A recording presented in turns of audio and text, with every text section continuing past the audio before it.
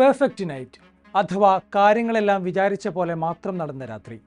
ലോകമെമ്പാടുമുള്ള ഗണേശ് ആരാധകർ ഇന്നലെ ഉറങ്ങാൻ കിടന്നത് പൂർണ്ണ സംതൃപ്തിയിലാണ്. ഇന്റർനാഷണൽ ബ്രേക്കിന് ശേഷം കളി തുടങ്ങുമ്പോൾ ആഴ്സണലിനെ കാത്തിരിക്കുന്നത് കടുപ്പമേറിയ ഫിക്ചർ എന്നായിരുന്നു വാർത്തകളെല്ലാം. പക്ഷേ ആദ്യ അങ്കത്തിൽ നഗരവരികളായ ടോട്ടനാമിനെ ഒന്ന് നിലത്ത് നിർത്തുക പോലും ചെയ്യാതെ അവർ പറത്തിവിട്ടിരിക്കുന്നു. കനത്ത വെല്ലുവിളിയാകുമെന്ന് തോന്നിപ്പിച്ചിരുന്ന സിറ്റി ന്യൂകാസിലിന് മുന്നിൽ വീണു.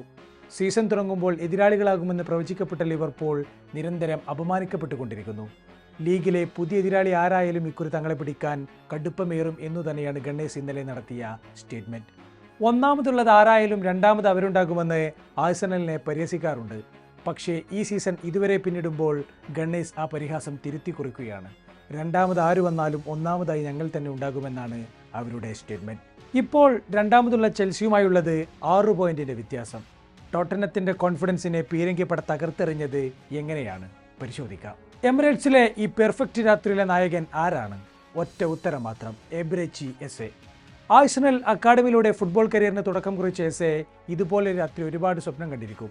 14 വയസ്സിൽ ആഴ്സണൽ അക്കാഡമിയിൽ നിന്നും നേടിയ റിജക്ഷനോടെയാണ് എസ്സെ തുടങ്ങുന്നത്.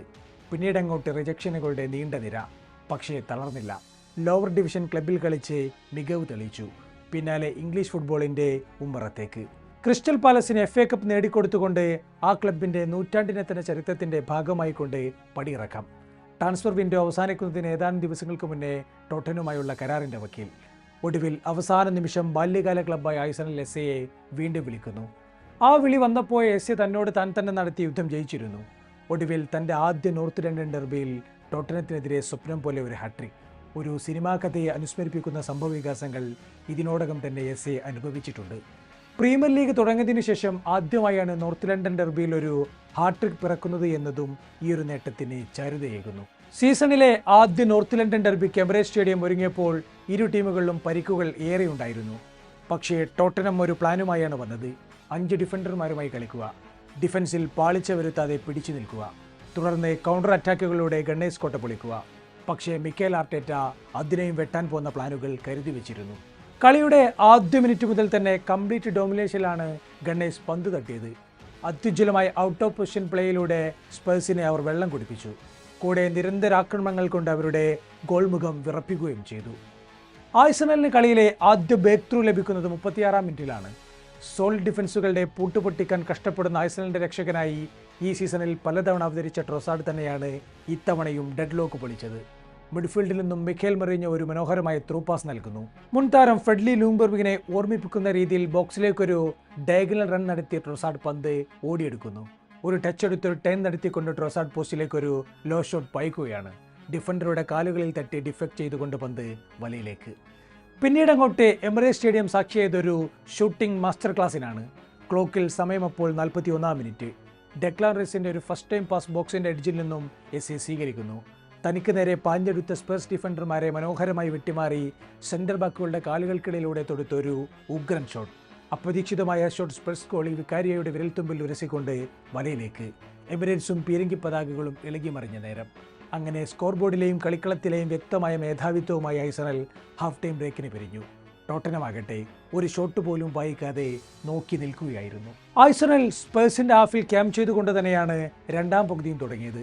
ഹൈ പ്രസ്സിങ്ങിലൂടെ നേടിയെടുത്ത പന്തുമായി ബോക്സ് ലക്ഷ്യമാക്കി കുതിച്ച ടിംബർ ബോക്സിന് പുറത്ത് ഫ്രീ ആയി നിൽക്കുന്ന എസ്സെക്ക് ഒരു സ്ക്വയർ പാസ് നൽകുന്നു.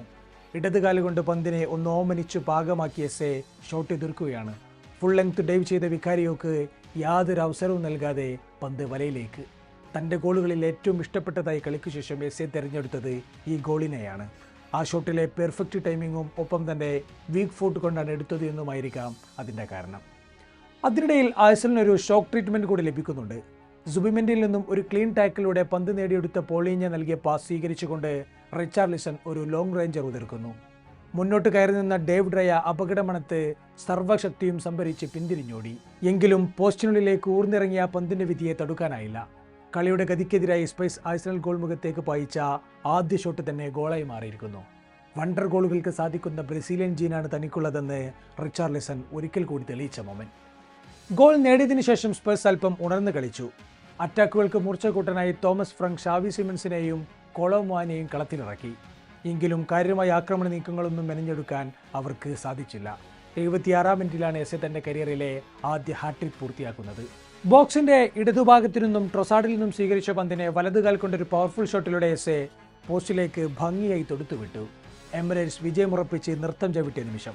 മുൻനിരയുടെ പരിക്കിലും ഗോളിന് ക്ഷാമമില്ലാത്തൊരു വിജയം, കൂടെ കിരീടം തന്നെയാണ് ലക്ഷ്യമെന്ന സ്റ്റേറ്റ്മെന്റും. അർട്ടറ്റയ്ക്ക് മുന്നിലുള്ളത് ഇനി വലിയ 2 ലക്ഷ്യമാണ്. ചാമ്പ്യൻസ് ലീഗിൽ നേരിടേണ്ടത് ഡബിൾ സ്ട്രോങ് ആയ ബയേണിനെ, പ്രീമിയർ ലീഗിൽ നേരിടാനുള്ളത് 2ാം സ്ഥാനക്കാരായ ചെൽസിയെ. വലിയ പോരുകൾക്കൊരുങ്ങാൻ ആത്മവിശ്വാസം നൽകുന്ന ഫലങ്ങൾ തന്നെയാണിത്. മികച്ച സ്ക്വാഡ് ഡെപ്ത് സൃഷ്ടിച്ചതിൻ്റെ ഗുണം കൂടിയാണിത്. പ്രമുഖരുടെ അഭാവത്തിലും സ്ഥിരതയുള്ള പ്രകടനങ്ങളാണ് ആഴ്സണൽ നടത്തുന്നത്. എതിരാളികൾ സടകുടഞ്ഞ് എഴുന്നേൽക്കും മുമ്പേ പരമാവധി പോയിന്റുകളുമായി ബഹുദൂരം മുന്നിലേക്കോടുക, പാളിച്ചകളില്ലാതെ കിരീടമെന്ന സ്വപ്നം സാധ്യമാക്കുക. അതുമാത്രമാണ് അവർക്ക് ഇനിയുള്ള ലക്ഷ്യം.